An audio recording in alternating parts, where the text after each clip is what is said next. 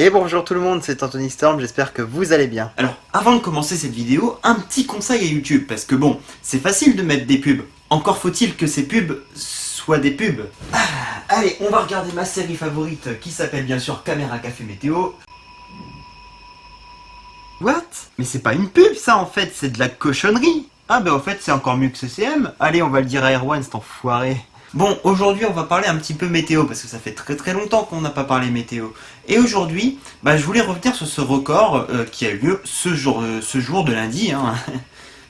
Et je sais pas parler à chaque fois, puisque j'arrête pas de bafouiller. Bah, ça en même temps c'est la règle des mères. Mais ferme-la toi, je t'ai pas sonné. Oui, parce que si vous l'aviez bien vu, on a quand même atteint les 1049,5 hectopascales en Manche et en Somme, avec notamment la station d'Abbeville, la station Météo France, et également 1049,3 à ma station, donc celle d'Amiens-Dury, ce qui constitue une fois de plus un record, parce que comme vous le savez, ces derniers temps, depuis 2018, on bat beaucoup de records mensuels, et aussi des absolus. 46 dans le sud et les 42 dans le nord, au niveau température bien sûr. On a eu le droit en fait à la pression atmosphérique la plus élevée de tous les temps, enfin pas de tous les temps, mais en tout cas dans l'histoire de la météo bien sûr. Le problème selon moi, c'est que clairement, de toute façon, les records que l'on bat depuis maintenant 2-3 ans, voire même un peu plus en fonction des endroits, ce sont des records assez négatifs, parce que ce sont des records qui font des anticyclones par exemple, parce que ces records de forte pression atmosphérique, ça fait quoi? De la sécheresse. Et tout en sachant que les records de température chaude, ça fait quoi? De la sécheresse aussi, parce que du coup c'est trop chaud, donc ça assèche plus vite l'air.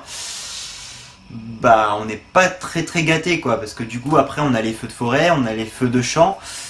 C'est pas terrible quoi finalement. Alors bon voilà, cette vidéo n'a pas vraiment pour but d'aller très loin, mais c'est vrai que je voulais la faire parce que je voulais parler un petit peu de tout ça. Il faut quand même se poser de sérieuses questions pour les années à venir, parce que si ça continue dans cette ambiance là, j'ai quand même peur que les conséquences continuent de s'accentuer en fait. C'est-à-dire les feux, tout ce qui peut être négatif, parce que même les canicules à l'échelle humaine c'est négatif. Parce que les personnes âgées les subissent, les jeunes enfants aussi. On est très nombreux à subir ça et c'est pas terrible du tout quoi. Donc quand on cumule les anticyclones avec les fortes chaleurs, ça commence à faire un peu beaucoup. Mais malheureusement, c'est un peu le climat qu'on a tendance à vivre depuis maintenant plusieurs années. La France est bloquée dans ce système de saison très chaude. Et même en hiver, on a du mal à en voir la couleur, puisque qu'est-ce qu'on voit aujourd'hui en hiver? Un peu de vent, de la flotte et de la douceur. Alors bien sûr 2019 c'était différent, mais à part 2019, depuis 2013 en tout cas bien sûr. Enfin voilà les amis, j'aimerais bien savoir en fait votre avis sur tout ça et ce que vous pensez précisément de tout ce qui se passe depuis plusieurs années. Est-ce que vous trouvez que c'est inquiétant? Est-ce que vous trouvez que c'est juste un cycle qui va changer? Est-ce que vous pensez qu'il y a à la fois l'effet cycle mais aussi le réchauffement climatique? Je trouve que c'est quand même raisonnable de dire que le réchauffement climatique il y est pour quelque chose. Bien sûr qu'il y a peut-être des cycles, mais on va pas me dire aujourd'hui que le réchauffement climatique n'a rien à voir dans tout ça, puisque si, il a quelque chose à voir. Donc voilà les amis, je vous remercie d'avoir regardé cette petite vidéo. C'est un petit peu la reprise, donc désolé si le sujet il n'est pas hyper approfondi.